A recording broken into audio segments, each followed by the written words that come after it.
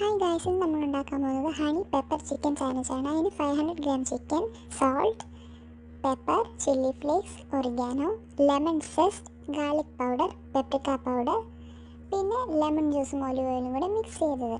ഇത്രയും സാധനങ്ങളാണ് വേണ്ടത്. ഇനി നമ്മളിതെല്ലാം കൂടെ മിക്സ് ചെയ്ത് കുഴച്ച് മറച്ച് വെക്കുക. ഓക്കെ, എന്നിട്ട് അതൊരു 20 മിനിറ്റ്സ് മാറ്റി വെക്കുക.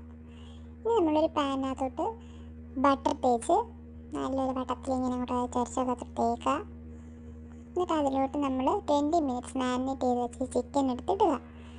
നമ്മൾ ചെറുതായിട്ട് നല്ല ഗോൾഡൻ ആയിട്ട് ഫ്രൈ ആക്കി എടുക്കണം ബട്ടറിലിട്ട്. ഓരോന്നോരോന്നെടുത്ത് ഇങ്ങനെ മറിച്ചത്. ഇതെല്ലാം കൂടെ കിടന്ന് മൊരിയുന്നുണ്ടോ?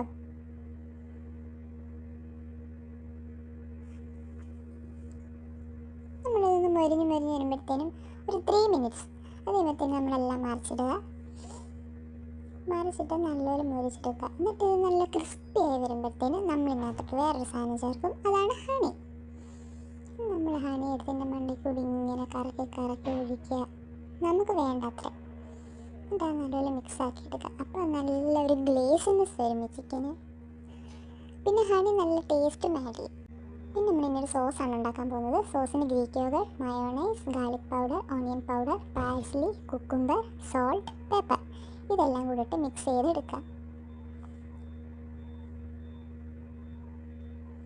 നമ്മളൊരു റൊട്ടി എടുത്ത് വെച്ചിട്ട് കുബൂസ് അത് തന്നെ, എന്നിട്ട് അതിലേക്ക് നമ്മൾ സോസ് ആദ്യം ഒന്ന് സ്പ്രെഡ് ചെയ്ത് കൊടുക്കുക.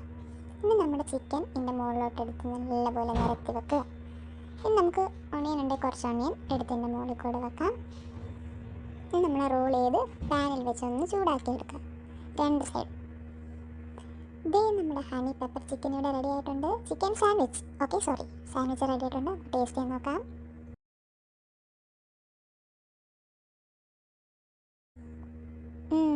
കൊള്ളാം, നല്ല സാധനം. Everyone should try this. Thank you, by.